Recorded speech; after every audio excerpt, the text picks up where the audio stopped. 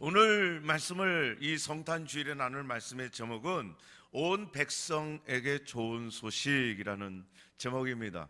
우리 한번 여러분 제목을 따라해 보세요. 온 백성에게 좋은 소식. 좋은 소식. 예.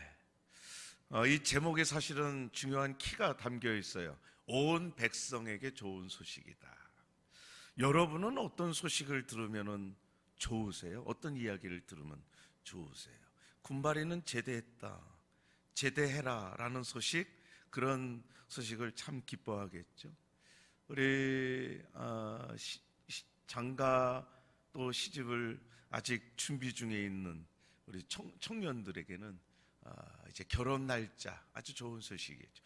저에게도 며칠 전에 아주 좋은 소식 문자가 왔어요. 참 좋은 소식이에요. 제가 어떤 문자가 왔는지 읽어드릴게요. 최용도 고객님 반갑습니다. 행복을 전하는 CJ 대한통운 택배입니다. 고객님께서 기다리시던 소중한 상품을 가지고 배송 출발합니다. 이 문자를 받고 제가 얼마나 기뻤는지 몰라요. 왜냐하면 제가 기다리던 물건이 이제 출발했다라는 이야기. 참 여러분 각자에게는 기쁜 소식 또 기쁜 이야기들이 있죠. 그런데 그거는 각자의 이야기죠. 우리 모든 사람들에게 기쁜 소식은 뭘까요? 지금 이 시대에 살고 있는 우리들에게 기쁜 소식은 뭐라도 코로나 백신과 치료제가 개발됐다는 소식 아니겠나 모르겠어요. 그죠? 코로나 백신과 치료제가 개발됐다. 지금 백신이 지금 미국에서 또 뭐 영국에서 이렇게 저렇게 개발이 됐다라고 하는 소식, 너무나 기쁜 소식이에요. 그런데 말이죠, 그 백신이 개발됐다라고 하는 그 소식을 듣는과 동시에 그 백신이 몇몇 국가가 독점했다는 소식도 들려요.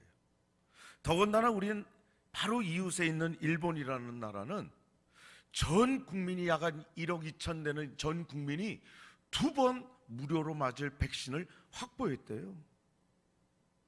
그런데 우리 대한민국은 백신을 확보하지 못했대요. 그 뉴스가 같이 들리면서 야, 개발됐구나, 좋은데 갑자기 일본만 2번 확보됐다. 갑자기 배가 아파, 갑자기 속이 쓰리기 시작하고 막 머리가 아프고. 여러분, 제가 그 뉴스를 들으면서 이 최영도도 대한민국 사람은 맞구나. 일본은 2번씩이나 무료 접종할 백신을 확보했다는데 대한민국은 아직 확보조차도 못했다는 거예요. 여러분, 백신이 개발됐다는 소식은 좋지만 다에게는 아니에요. 백신을 맞을 수 있는 사람들에게는 좋고요, 맞지 못할 기약이 없는 사람들에게는 아직도 간절한 소식이란 말이에요. 그런 의미에서 오늘 우리가 제목에 나와 있는 것처럼 온 백성에게 좋은 소식은 코로나 백신의 소식은 아니라는 거죠. 그런데 성경은 우리들에게 분명히 얘기합니다. 온 백성에게 좋은 소식이라는 거예요. 온 백성, 누구나 너나 나나 할 것 없이 모두 우리 모두에게는 좋은 소식이 오늘 성경의 말씀에 기록되고 있단 말이죠. 과연 무엇이 기쁜 소식일까? 여러분 궁금해요? 궁금하면 500원 달라 이거지. 오늘 본문 말씀에 보면 목자라고 하는 이 사람들이 등장을 하죠. 베들레헴에 있어서 그 지역에 있던 이 목자들에게 어느 날 천사가 나타나서 우리가 읽은 말씀을 이야기하는 거예요. 온 백성에게 미칠 좋은 소식을 너희에게 전한다. 여러분, 그 좋은 소식은 이 목자에게 뿐만 아니라 우리 모두에게도 얼마나 기쁜 소식인지. 마치 전쟁에서 나가서 승리했다는 아군의 승리 소식이 막 전달되었던 그런 상태의 기쁜 상황이에요. 다 좋은 상황. 여기서 우리가 이 목자라고 하는 이 사람들에 대해서 성경에 기록되고 있지만 이 목자에 대해서 조금 오해 아닌 오해들을 하고 있는 경우가 종종 있습니다. 목자하면 굉장히 우아하게 우리가 묘사를 하는 것 같아요. 이 성탄절 성극할 때에도 목자하면 아주 멋있게, 저 미국의 텍사스 카우보이들 멋있게 나오잖아요. 모자도 멋있고 멋있게 쓰고. 근데 실상을 보면 말이죠, 지금으로부터 2000년 전에 베들레헴에 있는 목자들은 아주 최하층민들이에요. 심지어 랍비 문학에는요, 세리, 죄인, 목자 이 세 부류 사람들에게는 재판정에서 증인으로 채택이 못 됩니다. 그들은 증인의 자격 자체가 안 돼요. 그들의 말은 신뢰할 만한 말이 아니라고 이야기를 합니다. 그러니 여러분, 이 세리와 죄인과 목자, 이 사람들은 인간 대접을 받았겠어요? 받지 못해요. 제대로 인정도 받지 못하고요, 그때 당시에 가장 최하층민이에요. 낮고 천한 사람들. 그런데 성경은 오늘 이 온 백성에게 가장 좋은 소식을, 오늘 이 성탄의 기쁜 소식을 이 목자에게 가장 처음 전해주고 있어요. 이 목자들은 너무나 기뻐서 오늘 우리가 읽지 않았던 그 다음에 15절, 16절, 17절, 18절 말씀 쭉 꼭 읽어보세요. 여러분들 집에서 꼭 한번 읽어보세요. 이 목자들이 얼마나 기뻤는지, 그 소식을 가는 곳마다 뛰어다니면서 전하고 있는지. 과연 여러분, 이 목자들이 전했던 그 기쁜 소식이 어떤 소식이었길래 그들의 신분이 그 정도로 낮고 천함에도 불구하고 닥치는 사람들에게 지금 전하고 있을까 기뻐서, 먼저 우리가 같이 동감하면서 기뻐야 될 이유죠. 첫 번째로 왜 기쁠까? 구주가 나셨기 때문이라는, 구주가 나왔어요. 이 구주라고 하는 것은 우리가 생각할 때에 그냥 단순한 구주가 아니에요. 마태복음 1장 25절 21절 말씀해 보니까 아들을 낳으리니 이름을 예수라 하라. 이는 그가 자기 백성을 그들의 죄에서 구원할 자다.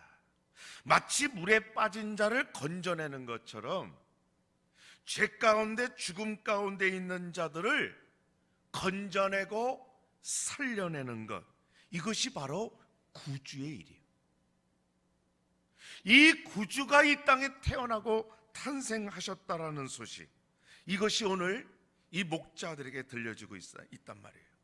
여러분, 이 구주가 이 세상에 태어났다라는 소식처럼 좋은 소식이 없는 거잖아요. 이 소식이 반갑지 않고 달갑지 않은 사람이 어디 있습니까? 없어요. 모든 사람들에게 구주가 필요해요. 로마서 말씀에 보면 의인은 없나니 한 사람도 없기 때문에 그래요.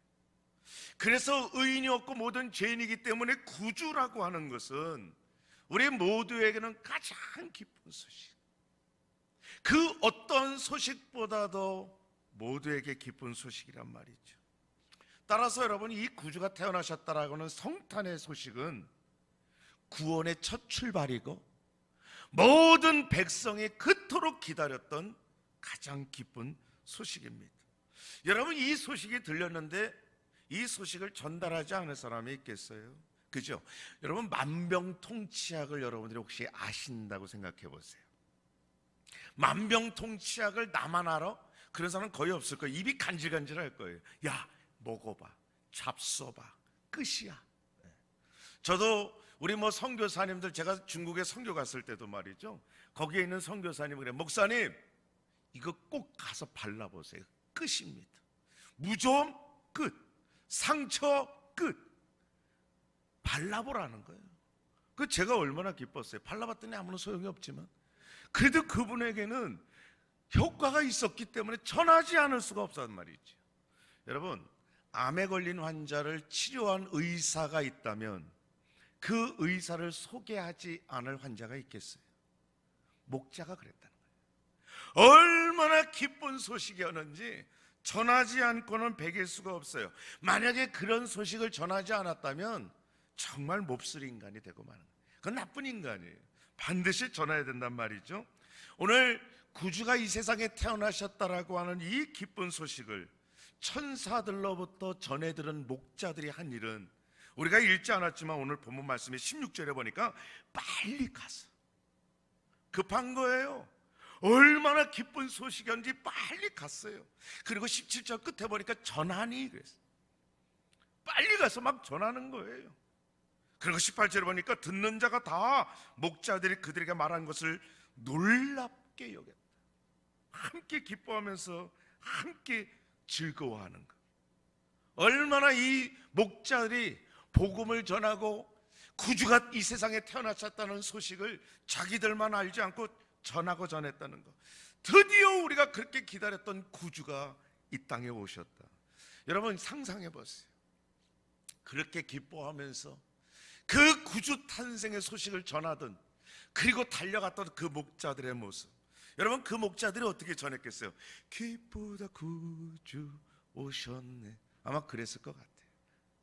여러분 우리에게 구주가 태어나셨다는 이 소식 하나만으로도 오늘 이 성탄절에 가장 기뻐하고 기뻐해야 될 우리 모두가 되어야 될 줄로 믿습니다.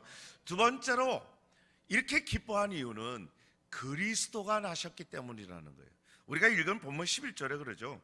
오늘 다윗의 동네에 너희를 위하여 구주가 나셨으니 곧 그리스도 주시니라. 그리스도라는 거예요. 여러분 그리스도라고 하는 것은 헬라어요. 히브리어로는 메시아예요. 의미가 뭐예요? 기름 부음 받은 자예요. 우리 하나님의 성령의 기름 부음 받은 메시아 그리스도가 이 땅에 태어나셨어요. 여러분 이 기름 부음 받은 메시아가 이 땅에 태어나신 것은 기름을 자랑하기 위해서 태어났나요? 아니에요. 기름 부음 받은 그 그리스도는 이 복음을 통하여 많은 사람들에게 기름을 부어 주려고 태어나셨다. 기름을 붓는다는 건 뭐예요? 구별하는 거예요. 성별하는 거예요. 세상에 많고 많은 사람들 가운데서 하나님의 백성이라고 구별하는 것이 기름을 붓는 거예요. 하나님의 천국 백성이라고 하는 것을 도장 찍기 위해서 그리스도가 오셨어요. 여러분 그러니 기쁘지 않을 수가 있느냐 말이에요. 성령의 기름 부음, 이것을 받으면 우리가 어떻게 되느냐? 이 땅에 기름 부음 받은 자가 오셔서 우리들에게 성령의 기름을 부어주시면 어떻게 되느냐? 달라져요. 바뀐다. 성령의 기름 부음 받은 자가 바뀌지 않는다면 그것은 비정상적이죠. 달라져요. 먹는 게 달라져, 입는 게 달라지고요, 행동하는 게 달라지고 생각하는 게 달라지는 거예요. 가는 곳이 달라져요. 왜냐하면 왕 같은 제사장이 되게, 왕 같은 제사장의 기름 부음을 받으니까 지금까지 살아왔던 방식에서 달라지기 시작합니다. 이것을 위해서 우리 주님께서 이 땅에 오셨단 말이죠. 영국의 여러분 왕족들 혹시 뉴스나 이런 데서 보시죠? 그들은요 이 가슴에 붙이는 문장이 달라요. 멋있습니다. 모르시면 꼭 한번 뒤져보서 보셔야 참 멋있습니다. 자기들만의 어떤 고유한 문장을 만들어서 씁니다. 그들이 입는 옷도 달라요. 행동하는 양식도 다릅니다. 말하는 투도 달라지기 시작해요. 이 머리가 달라지고 생각이 달라지고 행동이 달라지니까 왕족이구나.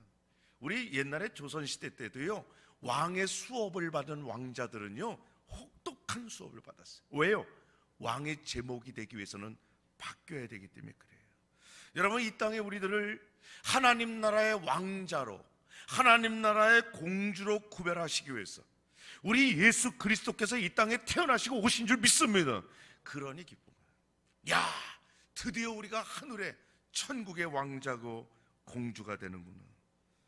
이제 우리는 그리스도 예수로 인해서 이 세상에서는 완전히 다른 사람이 되는 거예요.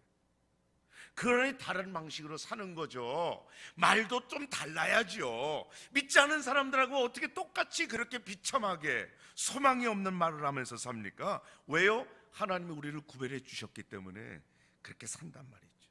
제가 설교 시간에 군대 얘기를 종종 하지만 내가 겪은 이야기니까 그렇게 하는 거예요. 제가 군대를 또 군대 얘기한다 목사님 또 눈뜨시라고. 제가 의정부의 306 보충대에 입대할 때는 말이죠, 육군 병력으로 입대를 했어요. 그 한날에 입대하는 병력이 제가 지금 생각해도 한 1000여 명 넘는 것 같아요. 굉장히 많이 입대했습니다. 그 자리에서 부모들과 인사하면서 남자들 많이 울고 막 그래요. 그렇게 입대를 했는데 말이죠, 제가 그 군대에서 부러움의 대상이 됐어요. 왜냐하면 그 1000명이 넘는 보병 병력이 들어왔는데 그 중에서 딱 40명을 포병에서 와서 차출해 갔어요. 포병과 보병은 여러분 똑같은 군인이라고 생각하면 포병 기분 안 좋아요. 보병하고 포병은요, 포병은 삼보 후 승차, 보병은 100km, 200km 계속 걷는 거예요. 그러니 보병들이 그 포병을 그렇게 부러워하는, 제가 거기에 40명 안에 들었을까요? 안 들었을까요? 안 들었으면 말을 안 하잖아요. 40명 안에, 저도 몰랐어요. 나중에 보니까 포병 병력으로 딱 40명을 뽑아서 훈련을, 내무반도 따로 가고 훈련도 따로 받는데, 얼마나 부러워하는지 몰라요. 이래봬도 제가 그런 사람이에요. 제가 그렇게 구별됐다. 군대 안에서도 그렇게 구별되더라 이거예요. 그런데 여러분, 하물며 이 땅에서 하나님의 백성으로, 하나님의 사랑하는 자녀로 구별된다라는 것, 여러분 이것은 얼마나 귀한 일인지 몰라요.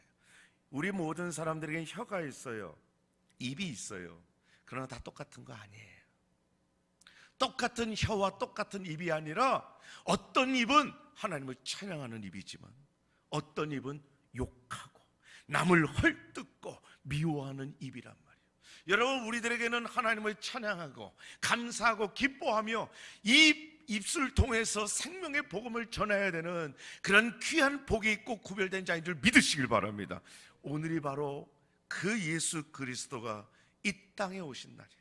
그래서 우리는 이 성탄을 기뻐해야 되는 것입니다. 여러분, 성탄이 여러분들의 가정 가운데, 특별히 여러분 모든 자녀 가운데 하나님의 기쁨의 소식이 꼭 되기를 주의 이름으로 축복합니다. 마지막으로 세 번째 기뻐해야 될 이유는 주님이 나셨기 때문에. 주님이, 우리 11절 끝에 보니까 곧 그리스도 주시니라 그랬어요. 여러분, 우리의 주인은 하나님이신 줄 믿습니다. 우리 인생의 유일한 주인은 하나님밖에 없어요. 나를 컨트롤하고 나를 이끄시는 분은 하나님밖에 없단 말이죠. 그런데 그 하나님이 이 땅에 인간의 몸을 입고 오셨어요. 우리 예수님은 본질상 하나님과 본체시란 말이에요.